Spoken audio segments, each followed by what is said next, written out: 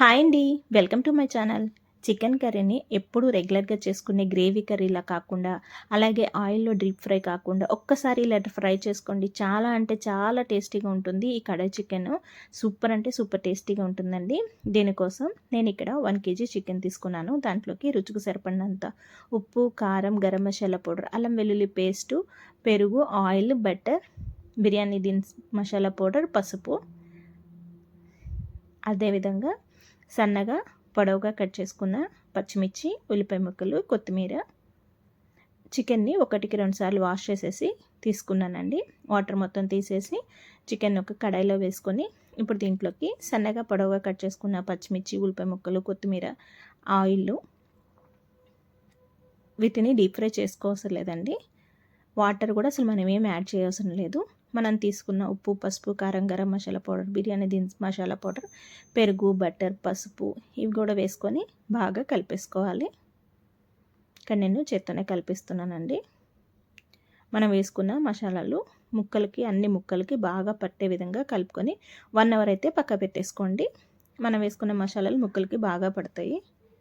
ఈ విధంగా చూసారా, చక్కగా ముక్కలు పట్టే విధంగా కలుపుకొని పక్కకు పెట్టేసుకుందాం 1 అవర్. 1 అవర్ తర్వాత స్టవ్ వెలిగించుకొని స్టవ్ సిమ్లో ఉంచుకొని మంట ఫ్లేమ్ సిమ్లో ఉంచుకొని కుక్ చేసుకోండి. చికెన్లో ఉన్న వాటర్ మొత్తం బయటకు వచ్చేసింది చూడండి. మనం వస్తే అసలు వాటర్ ఏమీ యాడ్ చేయలేదు. ఈ వాటర్తోనే చికెన్ కుక్ అయిపోతుందండి. మనం ఎక్స్ట్రా వాటర్ ఏమి యాడ్ చేయవసరం లేదు. చికెన్లో ఉన్న వాటర్తోనే చాలా సాఫ్ట్గా మెత్తగా అయితే కుక్ అయిపోతుంది. ఈ వాటర్ బయటకు వచ్చిన తర్వాత మూత పెట్టకుండా ఇప్పుడు కుక్ చేసుకోండి. మొత్తం వాటర్ అన్నీ బాగా ఇంకిపోయి కర్రీ దగ్గరికి వచ్చి ఆయిల్ ఇలా బయటకు వచ్చే వరకు కుక్ చేసుకోవాలి.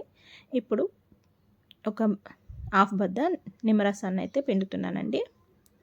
నిమ్మరసం కూడా పిండుకొని ఒకసారి కలిపేసుకోవాలి. కర్రీ అడుగు పట్టకుండా చూసుకోండి. కింద అడుగు పట్టకుండా కలుపుకుంటూ అయితే కుక్ చేసుకోవాలి. లాస్ట్ అండ్ ఫైనల్గా కొత్తిమీర చల్లుకొని ఇంకొక 2 నిమిషాలు కుక్ చేసుకొని బాగా దగ్గరగా ఈ విధంగా డీప్ ఫ్రై అయ్యే వరకు చికెన్ కుక్ చేసుకుంటే ఎంతో టేస్టీ చికెన్ ఫ్రై కర్రీ అయితే రెడీ అయిపోతుందండి. చూసారా ఎంత ఫాస్ట్గా ఈజీగా ప్రిపేర్ చేసేసుకున్నాము. ఇది సాంబార్లోకి కానీ, రసంలోకి కానీ, పప్పులోకి కానీ సైడ్ డిష్గా చాలా అంటే చాలా టేస్టీగా ఉంటుందండి. లేదంటే డైరెక్ట్గా కూడా తినేయచ్చు. మీరు కూడా తప్పకుండా ట్రై చేయండి. Please like, share, subscribe my channel. Thanks for watching.